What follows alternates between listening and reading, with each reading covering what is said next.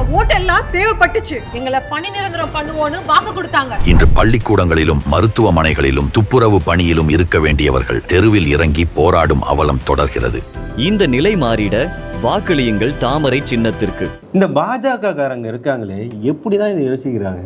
தமிழ்நாட்டு மக்கள், அதாவது பாரத பிரதமர் நரேந்திர மோடி அவர்களே சொன்னார், தமிழக பாஜகவை பார்த்து எனக்கு பெருமையாகவும் சந்தோஷமாகவும் இருக்குன்னு சொல்லியிருந்தார். அது ஏன்றதை நம்ம அப்புறம் பார்ப்போம். ஆனால் தமிழக பாஜக இந்த அளவுக்கு யோசிச்சிருக்காங்க வா அப்படின்ற மாதிரி ஒரு சம்பவம் நடந்திருக்கு. அவங்க என்ன பண்ணியிருக்காங்க, தமிழக பாஜக என்ன பண்ணியிருக்கு, பாரத பிரதமர் நரேந்திர மோடி அவர்கள் பெருமைப்படுற மாதிரி பாஜக என்ன பண்ணியிருக்கு அப்படின்றத பார்த்துருவோம்.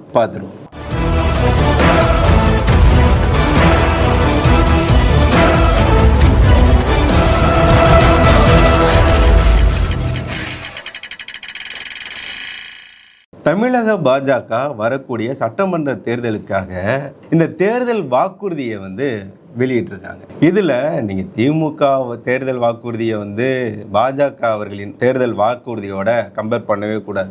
ஏன் அப்படின்னா, திமுக தேர்தல் வாக்குறுதி சும்மா கொடுக்கறது, அது நம்மளை ஏமாத்துறதுக்கு, ஒருத்தனை ஏமாற்றணும்னா ஆசையை தூண்டணும்னு சொல்லுவாங்களா, அந்த மாதிரி திமுக ஆசையை தூண்டுமே தவிர ஜெயிச்சு வந்த பிறகு அதெல்லாம் மறந்துடும். இந்த காதில் வாங்கி அந்த காதில் விட்டுரும், அந்த மாதிரி தான் இருக்கும். ஆனால் தமிழக பாஜக கொடுத்த வாக்குறுதிகள் அப்படின்றது என்னென்னு நீங்கள் பாருங்கள்.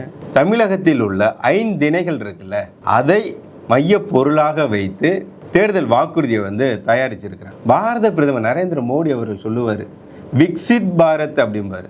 2047 விக்சித் பாரத் என்ற நோக்கோடு நாம் செயல்படணும். அதாவது வளர்ந்த இந்தியா, வளர்ந்த பாரதம் அப்படின்னு சொல்லி நாம் செயல்படணும். நம்மளோட இலக்கு என்பது இதுதான் அப்படின்னு சொல்லி செயல்பட்டு கொண்டு வருகிறார். அந்த வகையில் தமிழ்நாடும் அந்த இலக்கோடு இருக்கணும், தமிழ்நாடும் வளர்ச்சி பெறணும் அப்படின்னு சொல்லி தமிழக பாஜக வெளியிட்டிருக்கக்கூடிய இந்த தேர்தல் வாக்குறுதிகளை பார்த்தாலே நாம் புரிஞ்சிக்க முடியும். இந்த 5 திணைகள் அப்படின்னு சொல்லியிருந்தேன்ல, அது என்னென்ன, அவங்க என்ன வாக்குறுதி கொடுத்துருக்காங்க அப்படின்றத பார்ப்போமா. குறிப்பாக முதலாவதாக குறிஞ்சி மலைப்பகுதி. குறிஞ்சி என்பது மலைப்பகுதி தான், குறிஞ்சி நிலம் அப்படின்னு சொல்லுவோம். அங்கே சுற்றுப்புற சூழல் பாதுகாப்பு மற்றும் சுற்றுலா வளர்ச்சி மற்றும் புதுப்பிக்கத்தக்க எரிசக்தி, இதுக்கெல்லாம் முக்கியத்துவம் கொடுக்குற வகையில் வாக்குறுதியை தமிழக பாஜகவினர் அறிவித்திருக்கிறார்கள். மலைப்பகுதிக்கு சுற்றுலா என்பது சொல்லவே தேவையில்ல. சுற்றுலாவை அதிகரித்தால் இன்னும் வரக்கூடிய வருமானமோ எல்லாமே அதிகரிக்கும். அந்த மலைப்பகுதியில் வாழக்கூடியவர்களின் பொருளாதாரம் என்பது அதிகரிக்கும். இதெல்லாம் நமக்கு தெரியும். அது மட்டும் இல்லாமல் இந்த மலைப்பகுதியின் மூலமாக எரிசக்தியை, அதாவது இயற்கையாக எரிசக்தியை உருவாக்கக்கூடிய புதுப்பிக்கத்தக்க எரிசக்தியை உருவாக்கக்கூடிய வாக்குறுதிகள்லாம் இதில் கொடுத்துருக்குறாங்க. இது குறிஞ்சி பகுதியில். முல்லை, அதாவது காடுகள் நிறைந்த பகுதிகளுக்கு இவங்க கொடுத்துருக்கக்கூடிய வாக்குறுதி என்பது கால்நடை வளர்ப்பு, பால்வள மேம்பாடு, இது போன்ற வாக்குறுதிகளை தமிழக பாஜகவினர் கொடுத்திருக்கிறார்கள். காடு நிறைந்த பகுதிகள் அப்படின்னா மாடு, ஆடு, கோழி, இது போன்ற விலங்குகளை, பறவைகளை எல்லாம் வளர்ப்பதனால் கிடைக்கக்கூடிய வருமானம், பொருளாதார வளர்ச்சி ஏற்படும் அப்படின்றதை மையமாக வைத்து அதன் மூலியமாக கிடைக்கக்கூடிய இந்த முட்டை, பால் பொருட்கள், இதற்கான மேம்பாடு, இதெல்லாம் மையமாக வைத்து முல்லை பகுதிக்கான இந்த வாக்குறுதியை பாஜகவினர் கொடுத்திருக்கிறாங்க. அடுத்து மருதம், அதாவது விவசாய நிலம் சார்ந்த பகுதிகளுக்கு இவங்க கொடுத்திருக்கக்கூடிய வாக்குறுதி என்பது புதிய தொழில்நுட்பம் மற்றும் நீர்ப்பாசனம் மற்றும் விவசாயிகளுக்கு நியாயமான விலை, இதை உறுதிப்படுத்துதல். கரும்பு விவசாயிகளுக்கு இந்த ஆதார விலை என்பது உறுதிப்படுத்துவது. இப்போ இந்த திமுகவினர் கரும்புக்கான ஆதார விலை, இந்த நிலுவைத் தொகையை இன்ன வரைக்கும் கொடுக்காம இருக்கிறதுனாலயே விவசாயிகளுக்கு திமுக மீது கடுமையான ஒரு கோபத்தில் இருக்கிறாங்க. அதனால தான் இந்த டெல்டா பகுதிக்கு நமது முதல்வர் ஸ்டாலின் அவர்கள் போகும்போதெல்லாம் கருப்பு கொடிய விவசாயிகள் காட்டிட்டு இருக்கிறாங்க. விவசாயிகள் நலன்ல கொஞ்சம் கூட அக்கறையே இல்லாம செயல்பட்டுக்கிட்டு இருக்கு இந்த திமுக அரசாங்கம். அதனால் விவசாயிகள் மத்தியில் மீண்டும் திமுக ஆட்சிக்கு வரவே கூடாது, நாம் பட்ட கஷ்டம்லாம் போதுண்டா சாமின்னு திமுக வரவே கூடாதுன்றதில் அவங்க முடிவாக இருக்கிறாங்க. சோறு இல்லாமல் எந்த மனுஷனாலையும் வாழ முடியாது, எந்த மிருகத்தாலையும் வாழ முடியாது. உணவு என்பது அத்தியாவசியம், அவசியம். அதனால் விவசாயிகள் நலனில் அக்கறை செலுத்தும் விதமாக அவர்களின் தோழனாக இந்த தமிழக பாஜகவின் தேர்தல் வாக்குறுதி என்பது உள்ளது. அடுத்ததாக ப்ளூ எக்கனாமி வளர்ச்சி அப்படின்னு சொல்லி கொடுத்திருக்கிறாங்க. கடல் பகுதியில் கடல் ஓரமாக வாழக்கூடிய மீனவர்களுக்கு பாதுகாப்பு உறுதி செஞ்சிருக்கிறாங்க. அது இப்பவே நமக்கு தெரியும். அவர்களின் நலனுக்காக தமிழக பாஜக பல வளர்ச்சி திட்டங்களை இந்த தேர்தலில் வாக்குறுதியாக கொடுத்திருக்கிறாங்க. அடுத்ததாக இந்த வறண்ட நிலம், அதாவது பாலை, இந்த 5 இணையில முக்கியமாக நம்ம இப்போ பார்க்கறது பாலை நிலத்தில் இவங்க என்ன மாதிரியான வாக்குறுதியை கொடுத்திருக்கிறாங்க அப்படின்னா, அங்கே அவசியமாக தேவைப்படுறது என்னன்னு பார்க்கும்போது நீர் தான். நீர் பாதுகாப்பு மற்றும் உள்கட்டமைப்பு வளர்ச்சி, அதுக்கு நாங்கள் முக்கியத்துவம் கொடுக்கும் வகையில் தமிழக பாஜகவினர் வாக்குறுதியை அதில் கொடுத்திருக்கிறாங்க.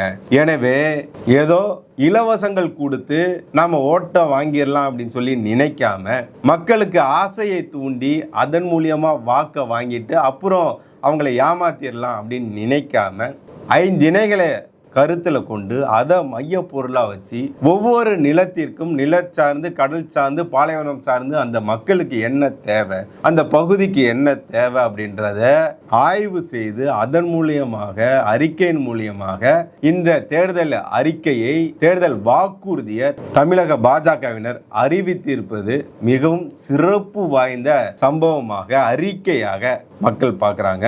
நாமளும் இந்த அறிக்கையை வரவேற்கிறோம். அடுத்ததாக முக்கிய வாக்குறுதிகளா, இந்த 5 இணைகள் இல்லாம முக்கிய வாக்குறுதிகளா இவங்க என்ன கொடுத்திருக்கிறாங்க அப்படின்னு பார்க்கும்போது, குடும்ப தலைவிகளுக்கு மாதம் 2000 ரூபாய், அது மட்டும் இல்லாம ஒரு முறை 10,000 ரூபாய் கொடுப்போம் அப்படின்னு கூட சொல்லியிருக்கிறாங்க. ஏன் அப்படின்னா, திமுக ஆட்சியில விலைவாசி அப்படின்றது உயர்ந்திருக்கிறது, மின்கட்டண உயர்வு என்பது அதிகமாயிருக்கு, சொத்து வரி அதிகமாயிருக்கு, பால், நெய் போன்ற அத்தியாவசிய பொருட்கள் விலை உயர்ந்ததால் ஒரு குடும்பத்திற்கு தேவைப்படக்கூடிய, மாதந்தோறும் செலவு செய்யக்கூடிய குடும்ப செலவு என்பது அதிகமாயிருக்கு. அதை கருத்தில் கொண்டு, ஏன்னா இவங்க ஆட்சிக்கு வந்த பிறகு இதெல்லாம் கட்டுக்குள்ள கொண்டுகிட்டு வந்துருவோம், இளைஞர்களுக்கு வேலைவாய்ப்பை உறுதிப்படுத்திடுவோம் அப்படின்ற காரணத்தினால், அதாவது இந்த 5 வருடத்தில் ஒரு முறை நாங்கள் ஆட்சிக்கு வந்த உடனே ஒரு 10,000 ரூபாயை கொடுத்துட்டு அடுத்தது இந்த விலைவாசி எல்லாத்தையுமே கட்டுப்பாட்டில் கொண்டு வந்துருவோம் அப்படின்னு சொல்லி சொல்றாங்க. அது மட்டும் இல்லாம மாதம் குடும்ப பெண்களுக்கு 2000 ரூபாய் கொடுப்போம்னு சொல்லியிருக்கிறாங்க. அடுத்ததாக ஆண்டுக்கு 3 இலவச கேஸ் சிலிண்டர் நாங்க கொடுப்போம் அப்படின்னு சொல்லி சொல்றாங்க. குடும்ப செலவு அதிகமா இருக்கு, அதனால நாங்க இந்த தொகை என்பது உங்களுக்கு நாங்க கொடுக்கிறோம். அது மட்டும் இல்லாம ஒரு கேஸ் என்பது குடும்பத்துக்கு அத்தியாவசியமான ஒரு பொருளாக இப்ப மாதிரி இருக்கு. முன்னாடிலாம் நம்ம விறகு அடுப்பை பயன்படுத்தணும், அதனால பெண்களுக்கான இந்த நுரையீரல் பிரச்சனை, உடல் சார்ந்த, சுகாதாரம் சார்ந்த பல பிரச்சனை, கேன்சர்லாம் வரக்கூடிய நிகழ்வுகள்லாம் இருந்தது. அதெல்லாம் கட்டுப்படுத்தணும், அது இல்லாம இருக்கணும், பெண்கள் பாதுகாப்பா இருக்கணும் அப்படின்னு சொல்லி மத்திய பாஜக அரசாங்கம் எடுத்த முன்னெடுப்பு இந்த கேஸ் சிலிண்டர் கொடுப்பது, கேஸுக்கு மானியம் கொடுப்பது, இந்த மாதிரியான நிகழ்வுகள்லாம் இருக்குது. எங்கள் ஊர் சைடெலாம் சொல்லுவாங்க மோடி கொடுத்த சிலிண்டர் அப்படின்னு சொல்லி.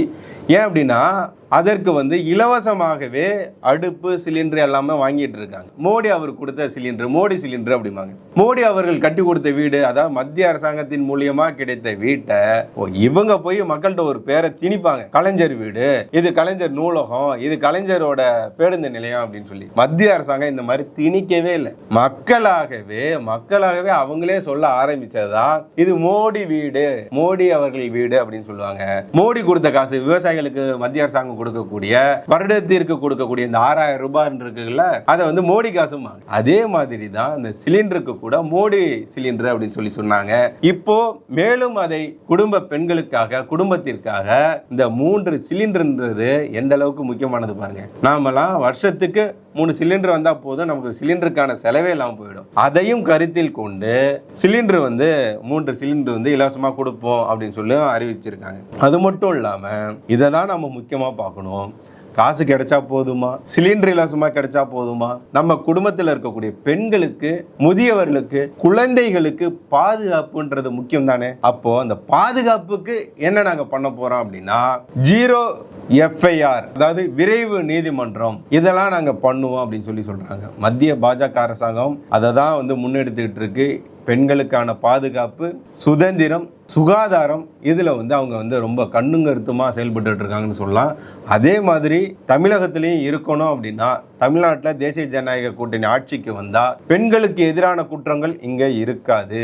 பெண்களுக்கு இந்த எதிராக நடக்கக்கூடிய இந்த பாலியல் சீண்டல் அத்துமீறல் என்பது நடக்கவே நடக்காது. நடந்தது அப்படின்னா கடுமையான தண்டனைகள் உடனடியாக கிடைக்கும் என்பதை உறுதி செய்வோம் அப்படின்னு சொல்லியும் இந்த தேர்தல் வாக்குறுதியில் அவங்க கொடுத்திருக்கிறாங்க. இது மட்டும் இல்லாம அவங்க பாதுகாப்பு கொடுத்தா போதுமா, அவங்களுக்கான பெண்களுக்கான வளர்ச்சிக்காக நீங்க என்னையா பண்ண போறீங்க அப்படின்னு கேட்டா, பெண்கள் தொழில் தொடங்க 50 லட்சம் வரை வட்டி இல்லா கடன் கொடுக்கப்பட்டு வருகிறது. முன்னாடி நம்ம பழைய வீடியோவில் பார்த்திருப்போம், பெண்களை வெறும் ஓட்டுக்காக பயன்படுத்தியது இந்த இண்டி கூட்டணி. ஆனா இப்போ இந்த தேசிய ஜனநாயக கூட்டணியில் அப்படி கிடையாது. பெண்கள் அதிகாரம் மிக்கவர்களாக, இந்தியாவின் தலையெழுத்தையே மாற்றக்கூடியவர்களாக இப்ப மாறி இருக்கிறாங்க. மிகவும் சக்தி வாய்ந்த நபராக இப்ப பெண்கள் இருக்கிறார்கள் அப்படின்றத உறுதிப்படுத்தினது மட்டும் இல்லாம, குடும்பத்தில் உள்ள வீட்டில் உள்ள பெண்களுக்கு அவங்களுடைய வாழ்வாதாரத்தை எப்படி உயர்த்தலாம், யாரையும் சார்ந்து இல்லாம அவங்களை எப்படி இருக்கிறது அப்படின்னு சொல்லி எடுத்த முன்னெடுப்பு தான் வட்டியே இல்லாம 50 லட்சம் வரை கடன் வாங்கி கொள்ளும் வசதி அவங்களுக்கு பெண்களுக்கு இருக்கு. அடுத்ததா விவசாயிகளுக்கு, மீனவர்களுக்கு இந்த தேர்தல் வாக்குறுதியில் என்ன கொடுத்திருக்காங்க அப்படின்னா, விவசாயிகளுக்கு ஆண்டுக்கு 9,000 ரூபாய் கொடுக்கப்படும். அது மட்டும் இல்லாம குளிர்பதன கிடங்கு அமைத்து தர இந்த ஆதார விலை என்பது நிர்ணயிக்கப்படும். இது போன்ற முக்கிய அறிவிப்புகளை, விவசாயிகள் சார்ந்த நலன் சார்ந்த அறிவிப்புகளை இந்த தேர்தல் வாக்குறுதியா கொடுத்திருக்கிறாங்க. மீனவர்களுக்கு அதிக நிவாரணம் மற்றும் அதாவது மீன்பிடி தடைக்காலம் அப்படின்றது ஒண்ணு இருக்கும்ல, அதை சரி செய்யும் விதத்துல மீனவர்களுக்கு அதிக நிவாரணம் கொடுக்கப்படும். அது மட்டும் இல்லாம அவர்கள் பாதிக்கப்படும் போது நிவாரணம் வழங்கப்படும், ஓய்வூதியம் வழங்கப்படும். இது யாருமே யோசிச்சிருக்கவே மாட்டாங்க. அதாவது விவசாயிகளுக்கு ஓய்வூதியம் கொடுக்கக்கூடிய, எப்படி வச்சிருக்காங்க பாருங்க. அதனாலதான் நான் ஆரம்பத்திலே சொன்னேன், ஓய்வூதியம் கொடுக்கக்கூடிய ஒரு வாக்குறுதியை, ஓய்வூதியம் கொடுப்போம் அப்படின்னு சொல்லியும் இதுல வாக்குறுதியா கொடுத்திருக்கிறாங்க. அதாவது வாக்குறுதி என்பது பிராமிஸ். இதை சொல்லிட்டு ஏமாத்துறது கிடையாது. இது வாக்குறுதி, பிராமிஸ் பண்ணியிருக்கிறாங்க தமிழக பாஜகவினர். அடுத்ததாக இளைஞர்கள் வேலைவாய்ப்பு, அதாவது கல்வி சார்ந்து இவங்க என்ன வாக்குறுதி கொடுத்திருக்காங்க அப்படின்னா, 1 லட்சம் அரசு வேலை வாய்ப்புகள் இளைஞர்களுக்கு கொடுக்கப்படும். அது மட்டும் இல்லாம 10 லட்சம் வரை கல்வி கடன் வட்டி இல்லாமல் கொடுக்கப்படும். அது மட்டும் இல்லாம ஏஐ தொழில்நுட்பம், ரோபோட்டிக் பயிற்சி போன்று இவர்களுக்கு இலவசமாக பயிற்சி வழங்கப்படும் அப்படின்னு சொல்லியிருக்கிறாங்க. அது மட்டும் இல்லாமல் 2000 இளைஞர்களுக்கு தொழில் தொடங்க உதவியும் செய்யப்படும் அப்படின்றத உறுதியா இந்த வாக்குறுதியில தெரிவித்திருக்கிறது தமிழக பாஜகவின் தேர்தல் வாக்குறுதியில். இதெல்லாம் இடம்பெற்றுள்ளது. அடுத்ததாக சுகாதாரம் மற்றும் உட்கட்டமைப்பு, இது சார்ந்து இவங்க என்ன கொடுத்திருக்காங்க அப்படின்னா, ஒவ்வொரு மாவட்டத்திலும் மேம்பட்ட மருத்துவமனைகள், இலவச டயாலிசிஸ் மற்றும் ஐசியு வசதிகள். அடுத்ததாக சுகாதாரம் மற்றும் உட்கட்டமைப்பு சார்ந்து இவங்க என்ன வாக்குறுதி கொடுத்திருக்காங்க அப்படின்னா, இலவச டயாலிசிஸ் மற்றும் உயர் தொழில்நுட்பம் கொண்ட ஐசியு வார்டுகள் அமைக்கப்பட்டு ஒவ்வொரு மாவட்டத்திலும் மேம்படுத்தப்பட்ட மருத்துவமனைகள் அமைக்கப்படும் அப்படின்றத கொடுத்திருக்கிறாங்க. அது மட்டும் இல்லாம அதிவேக ரயில் சேவை திட்டங்கள், மேம்படுத்தப்பட்ட ரயில் சேவை திட்டங்கள்லாம் கொடுப்போம் அப்படின்னு சொல்லியும் கொடுத்திருக்கிறாங்க. அது மட்டும் இல்லாம இந்த குடிநீர் பிரச்சனைக்கு முற்றுப்புள்ளி வைக்கும் விதமாக டீசாலினேஷன் திட்டத்தையும் அமல்படுத்துவோம் அப்படின்னு சொல்லியும் இந்த தேர்தல் வாக்குறுதியில் கொடுத்திருக்கிறாங்க. ஆகவே மக்களை இவ்வளவு சொல்லியிருக்கேன். தமிழக மக்கள் சார்ந்து, நலன் சார்ந்து, நிலம் சார்ந்து கூட தமிழக பாஜக கொடுத்திருக்கக்கூடிய தேர்தல் வாக்குறுதி எந்த அளவுக்கு அதி முக்கியமானது அப்படின்றத நான் உங்களுக்கு சொல்லியிருக்கேன். இது வளர்ச்சிக்கான பாதை, முன்னேற்றத்திற்கான வழி, பாதுகாப்புக்கான முக்கியமான அம்சமாக இந்த வாக்குறுதி என்பது இருக்கிறது. இதுல கடைசியா ஒரு சின்ன பஞ்சு சொல்லட்டுமா? என்ன தெரியுங்களா? இருவழி, ஒன்னு சிங்கப்பாதையா இல்ல பூப்பாதையா அப்படிம்பாங்க. இதுக்கு மாற்றாக ஒரு நல்ல பாதையா இல்ல ஊழல் பாதையா அப்படின்றது முடிவு பண்ணுங்க. ஒண்ணு ஊழல் நிறைந்த ஆட்சி, இது குடும்ப அரசியல், இது வேணுமா? இல்ல வளர்ச்சிக்கான, முன்னேற்றத்திற்கான, பாதுகாப்புக்கான, இளைஞர்களின் வேலை வாய்ப்புக்கான ஆட்சி, தமிழக நலன் சார்ந்த ஒரு ஆட்சி வேணுமா அப்படின்றத ஓட்டு போடுறதுக்கு 1 நிமிஷத்துக்கு முன்னாடியாவது நீங்க யோசிச்சு ஓட்டு போட்டீங்க அப்படின்னா வரக்கூடிய 2026 தேர்தலையாவது பெண்கள் பாதுகாப்பா இருப்பாங்க, ஊழல் இல்லாத ஒரு அரசாங்கம் கிடைக்கும், இளைஞர்களுக்கு வேலைவாய்ப்பு கிடைக்கும், நாங்க எல்லாரும் பாதுகாப்பா இருக்க முடியும், சுதந்திரமாக இருக்க முடியும், தமிழ்நாடும் கடனில்லா மாநிலமாக மாறும். அதற்கு நாம முடிவெடுப்போம். நன்றி. நாட்டு நடப்பை பத்தி உனக்கு என்ன தெரியும்? விவசாய கட்டணம் பேசிக்கிட்டு பிஜேபி உள்ள வரக்கூடாது, அதுதான் முக்கியம். புரியுதா? நாளைக்கு ஸ்கூல் ஃபீஸ் கட்டணையா யோ ஐயோ நாசமா போனவன் நான் இங்க பூவை கட்டி கஷ்டப்பட்டு வாங்குற காசுலாம் இந்த மாதிரி குடியில கொண்டு போய் விடுறியா யோசி யோசி யோசி யோசி பல்லாயிரம் கோடி மதிப்புள்ள போதைப் பொருள் கடத்தலில் ஈடுபட்ட முக்கிய அரசியல் பிரமுகர் கைது செய்யப்பட்டார். யோசி யோசி இறக்கி விடியா இறக்கி விடு. ஓசியாம் இல்ல ஓசி. நானா கேட்ட ஓசி பஸ் வேணும்னு நீயே இலவசம் பண்ணுவ. நீயே ஓசின்னு சொல்லி அசிங்கப்படுத்துவியா? யோசி யோசி நிரந்தரமாக்கு நிரந்தரமாக்கு நிரந்தரமாக்கு நிரந்தரமாக்கு யோசி யோசி யோசி நிரந்தரமாக்கு நிரந்தரமாக்கு செவிலியர் பணியை நிரந்தரமாக்கு. யோசி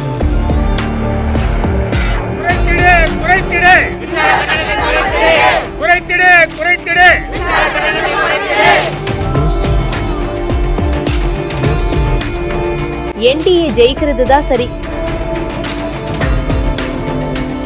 தமிழர்களின் வாழ்க்கையையும் வாழ்வாதாரத்தையும் கேள்விக்குறியாக்கியவர்களை நிராகரிப்போம். மக்களின் குரல் வெல்ல வாக்களிப்பீர் தேசிய ஜனநாயக கூட்டணிக்கு.